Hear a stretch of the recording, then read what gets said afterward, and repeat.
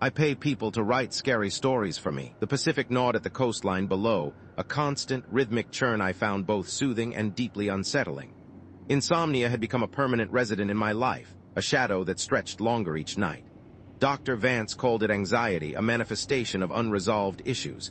I called it boredom, an existential emptiness that even a fortune couldn't fill. That's why I started paying people to scare me. It wasn't about cheap thrills. I wasn't looking for jump scares or gore. I wanted resonance.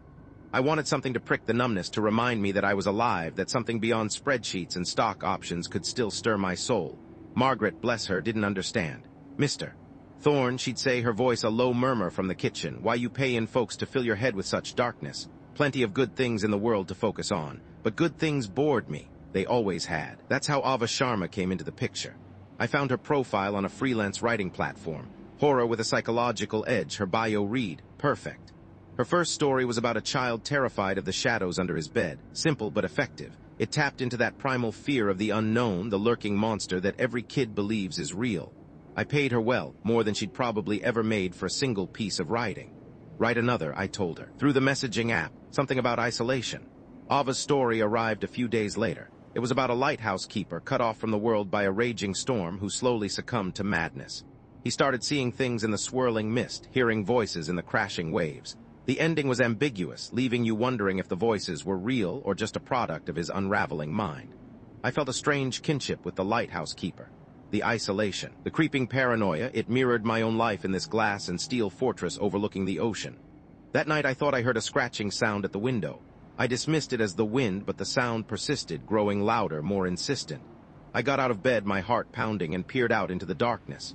Nothing. Dr. Vance would have said it was stress, a manifestation of my anxieties, but the scratching sounded so deliberate.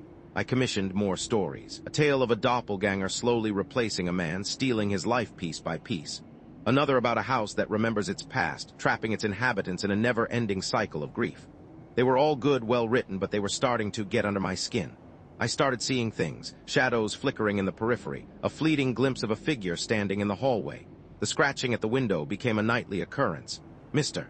Thorne, you ain't been sleeping, Margaret said, her brow furrowed with concern. You look like you seen a ghost. I hadn't seen a ghost, but I felt like I was becoming one, fading away, losing my grip on reality. I scheduled an appointment with Dr. Vance. These stories, I said, they're affecting me. I'm starting to hallucinate. Dr. Vance listened patiently, her expression a mask of professional concern.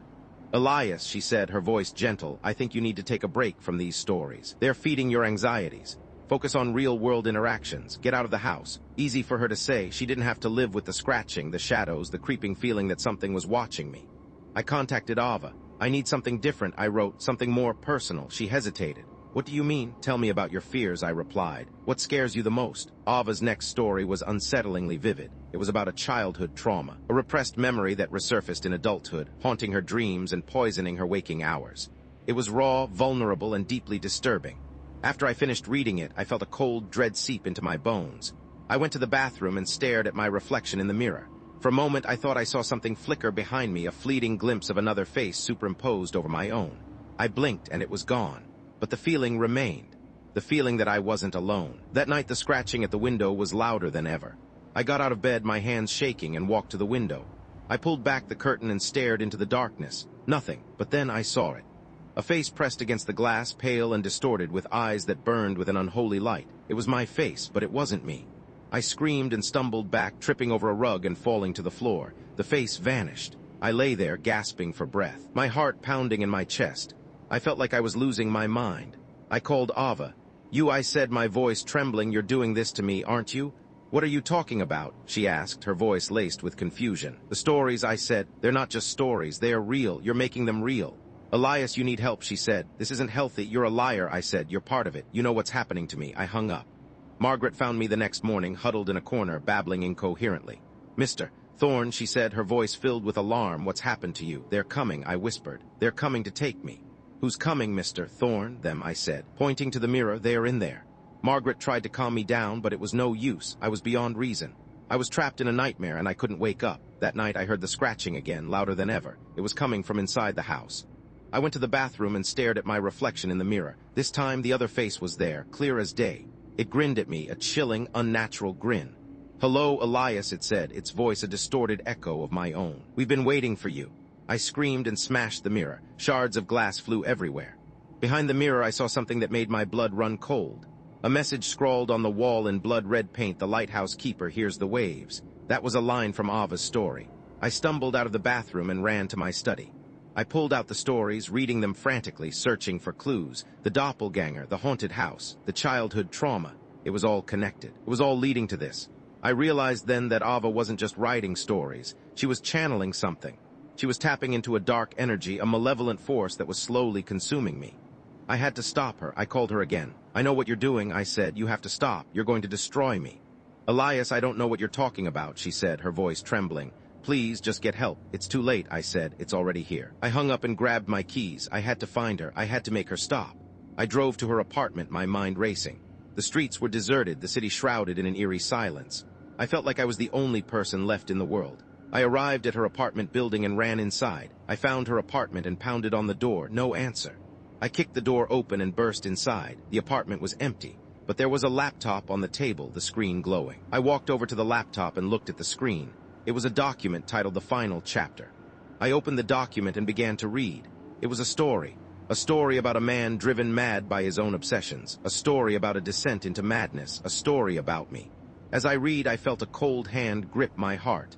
I realized that I wasn't just reading a story. I was living it. I heard a noise behind me. I turned around and saw Ava standing in the doorway. Her eyes were vacant, her face pale. "It's time," she said, her voice a monotone. "The final chapter." I backed away from her, my heart pounding. "What have you done?" I asked. "I gave you what you wanted," she said. "A story to end all stories." She reached into her pocket and pulled out a knife. I ran. I ran out of the apartment, out of the building, and into the street. I ran as fast as I could, but she was right behind me. I ran until I reached the ocean. I stood on the edge of the cliff, the wind whipping through my hair, the waves crashing below. Ava stood behind me, the knife glinting in the moonlight. "It's over, Elias," she said. "There's nowhere left to run." I turned to face her. Her eyes were no longer vacant. They were filled with a dark, malevolent energy. "Who are you?" I asked. "What are you?" She smiled, a chilling, unnatural smile. "I am the story," she said. Then she lunged at me. I woke up with a gasp. I was in my bed, the sun streaming through the window. It had all been a dream, but the feeling remained, the feeling that I wasn't alone. I got out of bed and went to the bathroom. I stared at my reflection in the mirror. The other face was there. "It's time for the final chapter," it said, and I stepped off the cliff. Ava drove to Elias's mansion. She needed to know. She needed closure. The gates were open, which was odd. Margaret would never leave them open. The house was eerily silent, and she pulled up to the main entrance. The door was ajar. She walked in hesitantly. "Hello," she called out, but there was no response. The house was a mess. Broken glass and papers were everywhere. A sense of dread washed over her. She cautiously walked around the house, calling out for Elias, but only silence answered. Finally, she made her way to the back of the house and saw the sliding door was open. She stepped onto the patio and saw him. Elias was standing on the cliff overlooking the ocean, staring into the abyss. He turned to her, but his eyes were vacant and unfamiliar. He spoke in a voice that was not his own, reciting a passage from one of the stories. Elias smiles, a chilling, unnatural smile. "It's time for the final chapter," he said before stepping off the cliff. Ava is left standing alone, unsure of what she has witnessed. Did Elias commit suicide, driven mad by the stories, or did something else take him? Was it supernatural or the end of a deeply disturbed mind? The only thing Ava knows for sure is that the stories are not worth this price, and she hopes she is not next.